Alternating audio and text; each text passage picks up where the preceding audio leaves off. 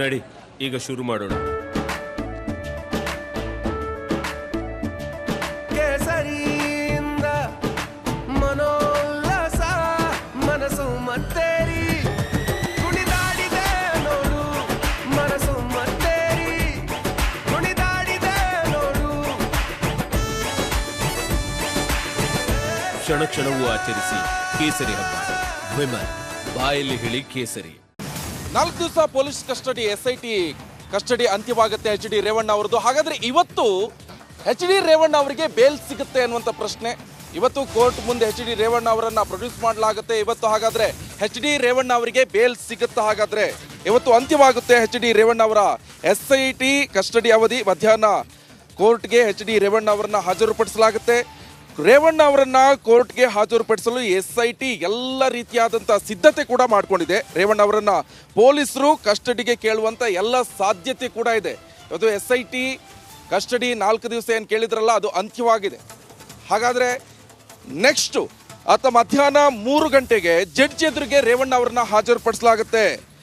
ಬೆಳಗ್ಗೆ 11 ಗಂಟೆಗೆ ಜಾಮೀನು ಅರ್ಜಿ ವಿಚಾರಣೆ ಕೂಡ ನಡೆಯುತ್ತೆ. ಜಾಮೀನು ಅರ್ಜಿ ಮಾನ್ಯತೆ ಬಗ್ಗೆ ಕೋರ್ಟ್ ವಿಚಾರಣೆಯನ್ನು ಮಾಡುತ್ತೆ. ಜನಪ್ರತಿನಿಧಿಗಳ ವಿಶೇಷ ನ್ಯಾಯಾಲಯದಲ್ಲಿ ವಿಚಾರಣೆಯನ್ನು ಮಾಡಲಾಗುತ್ತೆ. ಜನಪ್ರತಿನಿಧಿಗಳ ವಿಶೇಷ ನ್ಯಾಯಾಲಯದಲ್ಲಿ ವಿಚಾರಣೆ ಮಾಡಲಾಗುತ್ತೆ. ಯಾಕಂತ ಹೇಳಿದ್ರೆ ರೇವಣ್ಣ ಅವರು ಜನಪ್ರತಿನಿಧಿ, ಆ ಕಾರಣಕ್ಕೆ ಜನಪ್ರತಿನಿಧಿಗಳ ವಿಶೇಷ ನ್ಯಾಯಾಲಯದಲ್ಲಿ ಎಲ್ಲ ವಿಚಾರಣೆಯನ್ನು ಮಾಡಲಾಗುತ್ತೆ. ಮಧ್ಯಾಹ್ನ 3 ಗಂಟೆಗೆ ಜಡ್ಜ್ ಎದುರು ಎಚ್ ಡಿ ರೇವಣ್ಣ ಅವರನ್ನ ಹಾಜರುಪಡಿಸ್ತಾರೆ SIT ಅಧಿಕಾರಿಗಳು. ಬೆಳಿಗ್ಗೆ 11 ಗಂಟೆಗೆ ಜಾಮೀನು ಅರ್ಜಿ ವಿಚಾರಣೆ ನಡೆಸಲಾಗುತ್ತೆ. ಜಾಮೀನು ಅರ್ಜಿ ಮಾನ್ಯತೆ ಬಗ್ಗೆ ಕೋರ್ಟ್ ಎಲ್ಲ ರೀತಿಯಾದಂತಹ ವಿಚಾರಣೆಯನ್ನು ನಡೆಸುತ್ತೆ. ಸೊ ಮಧ್ಯಾಹ್ನ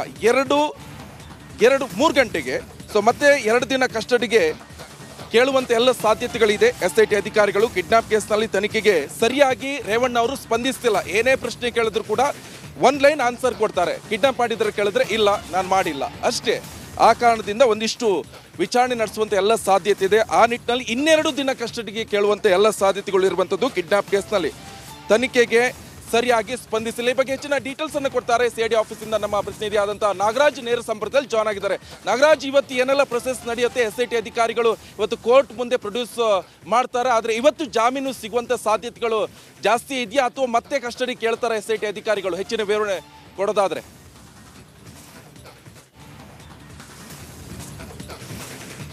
ನಿಕೇಶ್, ಏನು ಹಾಸನ ಅಶ್ಲೀಲ ವಿಡಿಯೋಗಳು ಹಾಗೆಯೇ ಸಂತ್ರಸ್ತೆಯೊಬ್ಬಳ ಕಿಡ್ನಾಪ್ ಪ್ರಕರಣಕ್ಕೆ ಸಂಬಂಧಿಸಿದಂತೆ ಇವತ್ತು ಪ್ರಮುಖವಾಗಿ 2 ಬೆಳವಣಿಗೆಗಳು ನಡೆಯೋದು. ಒಂದು ಕಡೆ ಎಚ್ ಡಿ ರೇವಣ್ಣ ಅವರ ಕಸ್ಟಡಿ ಇವತ್ತಿಗೆ ಅಂತ್ಯ ಆಗ್ತಾ ಇದ್ದು ಅವರನ್ನು ನ್ಯಾಯಾಧೀಶರ ಎದುರು SIT ಅಧಿಕಾರಿಗಳು ಹಾಜರುಪಡಿಸುವಂಥದ್ದು. ಇಲ್ಲಿ ಪ್ರಮುಖವಾಗಿರ್ತಕ್ಕಂಥ ಪ್ರಶ್ನೆ, ಮತ್ತೆ ಎಚ್ ಡಿ ರೇವಣ್ಣ ಅವರನ್ನು SIT ಕಸ್ಟಡಿಗೆ ತೆಗೆದುಕೊಳ್ಳುತ್ತಾ ಅಥವಾ ಅವರಿಗೆ ಏನು ನ್ಯಾಯಾಂಗ ಬಂಧನವಾಗುತ್ತಾ ಅನ್ನೋದು ಪ್ರಶ್ನೆ ಇರ್ತಕ್ಕಂಥದ್ದು. ಆದರೆ SIT ಉನ್ನತ ಮೂಲಗಳ ಪ್ರಕಾರ ಮತ್ತೆ ಹೆಚ್ಚಿನ ಕಸ್ಟಡಿಗೆ ಕೇಳುವ ಸಾಧ್ಯತೆ ಅಧಿಕವಾಗಿದೆ.